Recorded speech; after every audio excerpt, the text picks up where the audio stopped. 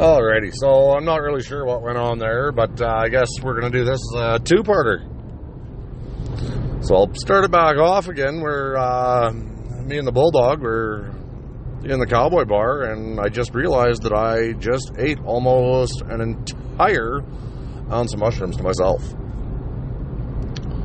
So we're a little out of her, and then the Bulldog decides he needs some more mushrooms. Well, of course, we're going to go back to our house and get him some more mushrooms, and we actually met a couple guys in the bar that wanted to buy some more. So went and weighed up a couple bags for them, went back to the bar, sold those, and went and we were having a good time at the bar, met these chicks. They were having a party in an apartment complex over on the other side of town. So we go over there, walk into this party, and I'm starting to trip pretty hard. And we realize that half the people in the party are on ecstasy and the other half are tripping balls on mushrooms because they were buying my mushrooms. Or they were stupid and, like me, ate way too much for mushrooms. So everybody's having a great time. It was kind of weird, though, because the ecstasy high was on one side of the apartment building, or on the one side of the apartment, and the mushroom high was on the other side of the apartment. Well, this fucking guy it was his apartment. Everybody else started filtering out about 5:30, 6 o'clock in the morning. And he had to go off to work, and he just leaves me in his apartment.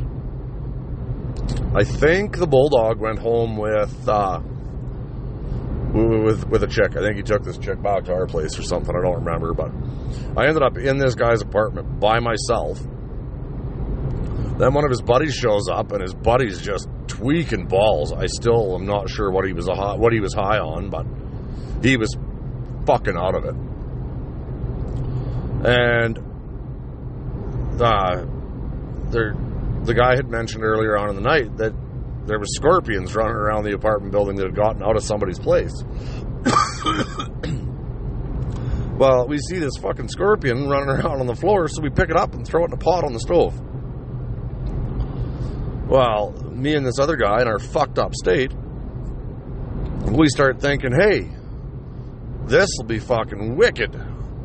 We should cook a scorpion and have it for breakfast. So we turn the burner on. It's one of those glass pots. And we turn the stove on, and the scorpion starts freaking out in there because it's getting fucking hot. And I'm like, well, I'm going to help this scorpion out. So I dump a little bit of beer in there to help him cool his feet down. Well, then the scorpion ended up fucking boiling in beer on the stove. And Buddy pulls it out after it's cooked and dead, rips a fucking leg off of it, and starts eating it. And at this point, I'm like, yeah, okay, my high is starting to come down. I'm starting to sober up a little bit. I'm like, fuck this, I'm out. So I start my journey all the way across town. About a 45-minute walk back home, probably. 45 minutes to an hour. Well, I get home, and the Bulldog and his dog, or his big Roddy, Bandit, I love that dog. It was a great dog. They're passed out in the living room. So I go down, climb into bed, grab a few hours of sleep. My phone starts blowing up about 4:30, 5 o'clock. Everybody found out I had mushrooms, and they were looking to get some mushrooms. So sold a bunch of mushrooms off. Called my little cousin Aisha back, paid him off for the rest of the mushrooms, and I was like, there, done. Don't worry about it, like I said.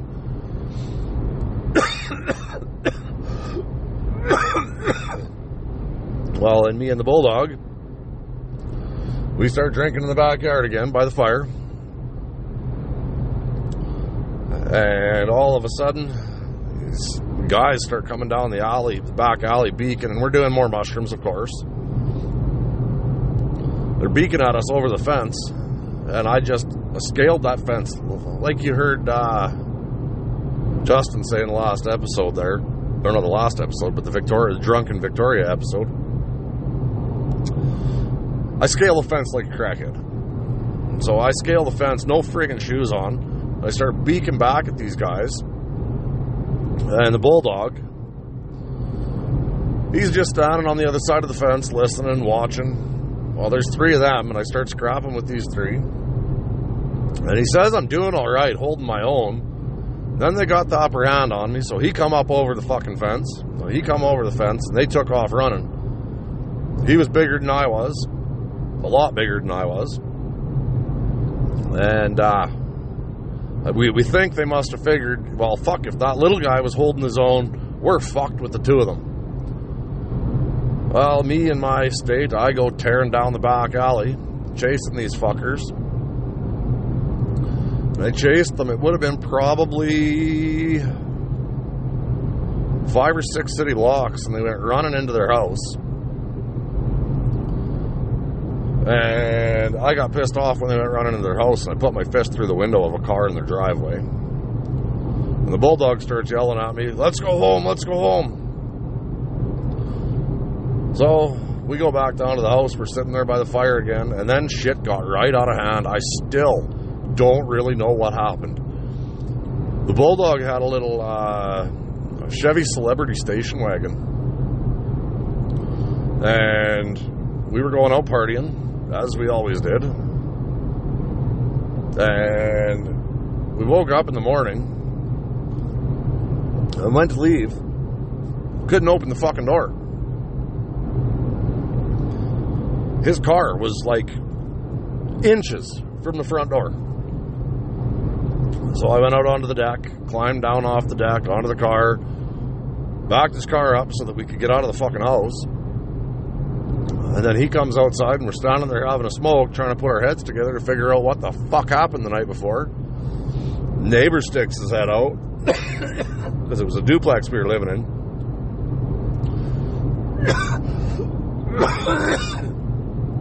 Neighbor sticks his head out, and he's just laughing his ass off. He's like, "Holy fuck, you two!" Like, we're both thinking, yeah, maybe we'll figure out something about what happened.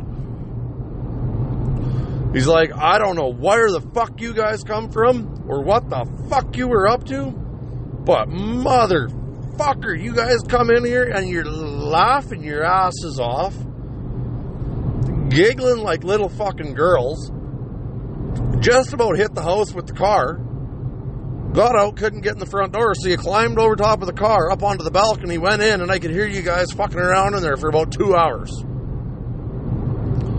So still not quite sure what happened there, but it was a good one. Sometimes those nights are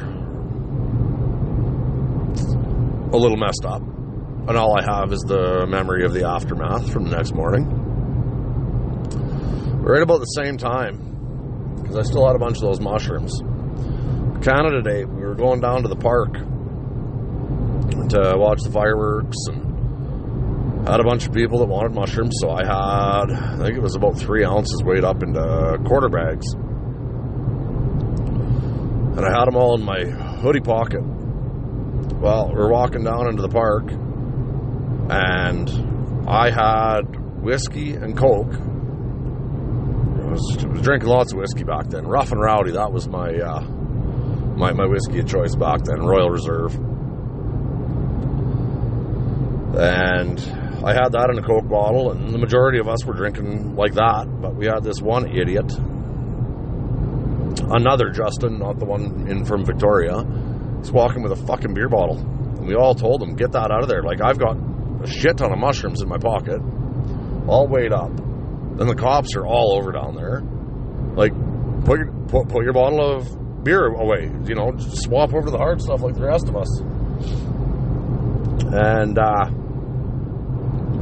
walking down past the skate park, and this cop comes by, and he sees the beer bottle, so he stops all of us.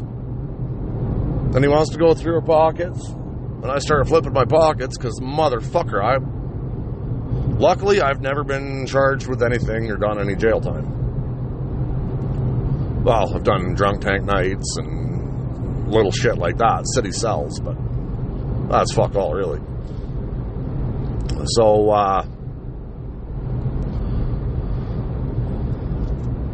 cop's doing that, he's checking everybody's pockets, and I'm the last one, and I'm shaking my pockets, and I'm like, I don't have fuck all, nobody does, I don't have anything. And he's just about to tell me to take my hoodie off and pass it over to him. Somebody starts setting fireworks off over at the fucking skate park. Cop just looked at us and said, have a good night, boys, dump it all. And fucked off. Man, I tell you, that was pretty fucking scary for me. I thought for sure I was going away. And that friend of mine that had the beer bottle, I just about fucking punched him out because of it. I'm not a big one to swing at my friends, though. I don't think I've really swung at too many of my friends. A couple here and there.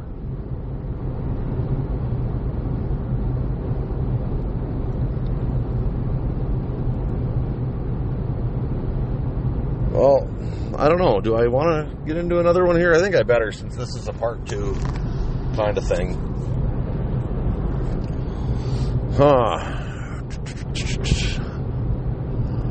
Well, I'll give you just a quick little short one, I guess. My buddy, the Hillbilly, he actually okayed me to use his name. So, what's up, Robin? We were drinking at this little pub, and we had this friend. He was a great big monster of a man. He managed the first bar I ever bounced in, and he was a DJ. He's doing barbecue stuff now, professional barbecuing. Which doesn't surprise me, because, you know, you can never trust a skinny guy to cook, and he was not a skinny guy. He was a big, big dude. Well, we were at this little pub. I think it was for his birthday. And we're all sitting there doing shots and drinking, and Robin, he's a little liquored up. Robin was our designated drunk driver for years. And it was nothing to jump in a vehicle with Robin when he was messed up like that. But this night, we were all getting a little concerned because Robin was getting a little too out of hand. Well, Robin's sitting on the inside on the benches, and our big friend was on the outside between, like, we had a bunch of tables pushed together. So Robin was on one side of the big guy. And when I say big, like, this man, I think he was like 6'6", and probably 450, close to 500 pounds, something like that. He was a big, big man. And he's on the other side, straight from 2 tables that are pushed together, of Robin. And Robin's getting this green to the gills look to his face. After we did some shots, we knew he was going to puke. We were trying to help him get out of there, and he knew it was coming, and it was coming right fucking now. So instead of trying to get out politely or a nice way, he fucking basically threw 2 tables and went through the big guy, ran to the bathroom and fucking puked. So our designated drunk is puking, so he's not driving, so we're walking anywhere we go that night, is everybody's thought. So he finishes puking, he comes out, take him outside to get a little bit of fresh air. We're all having a cigarette. We go back in. Robin says he's going to stay outside. Well, we're all thinking we're going to be smart and take his keys so he can't drive away, because he was full. He was ready to go home. Very, very full. So we're all going back in. We're sitting. We're having a good chat, thinking he's just outside getting some fresh air, trying to get his head right, maybe puking a couple more times. Who the hell knows? Well, 15, 20 minutes, half hour goes by. He still hasn't come back in. Well, fuck, we better go out and check on him. We go out. He's gone. His truck's gone. And it hits me at that point. Motherfucker always carried a spare set of keys in his boot. Because he hated not being able to drive home when he wanted to go home. But, yeah. It's two kind of shorter episodes. All in one morning here, part 1 and part 2. Content's probably not as good. But whatever. Hopefully here soon, I will be putting up the cash to be able to have my podcast put out onto YouTube and Apple and Spotify to make it easier to share and easier for other people to listen to. Because with it just being on the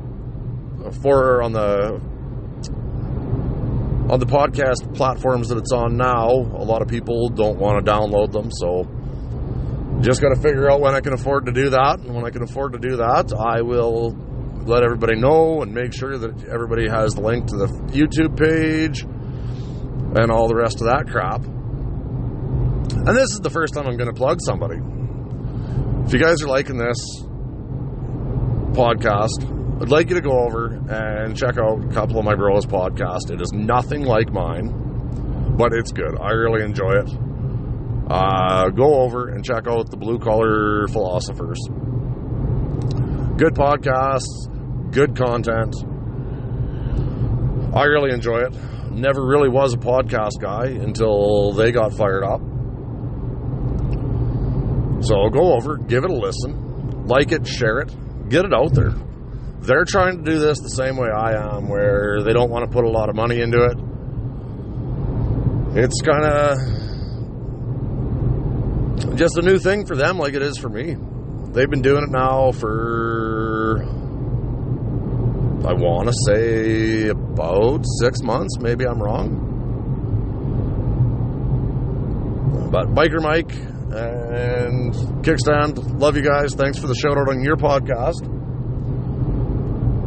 And, yeah, I guess I will catch everybody on the next one. I don't know if I'll drop these two back to back, but I guess we'll see. Have a wonderful day. And until next time, don't walk a mile in my shoes. That won't impress me.